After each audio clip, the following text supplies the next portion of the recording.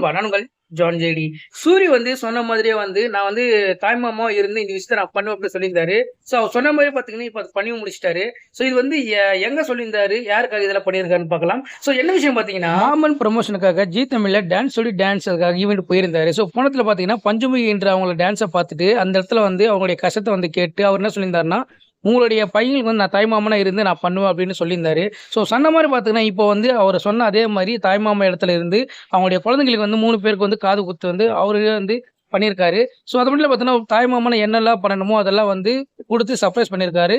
அது மட்டும் இல்லாம ஃபுல்லா அங்க ஒரு டான்ஸும் ஒரு ஃபுல்லாவே ஒரு கச்சேரி மாரி நல்லா பண்ணி ஃபுல்லாவே ஒரு சந்தோஷமா வந்து அவங்கள வந்து ஹாப்பியா வச்சிருக்காரு. ஒரு நிகழ்ச்சியில சொல்றதே பெரிய விஷயம். அதுவும் சொல்லிட்டு கொஞ்ச நாள்லயே பார்த்தீங்கன்னா, அது வந்து சொன்னத வந்து செஞ்சிருக்காரு. இது வந்து நெறைய பேர் என்ன வந்து அவருடைய பாராட்ட தெரிவிச்சிருக்காங்க. ஸோ நீங்க நினைக்கிற மறக்காம கமெண்ட் பண்ணுங்க. முடிஞ்சா என் சேனல ஃபாலோ பண்ணிக்கங்க.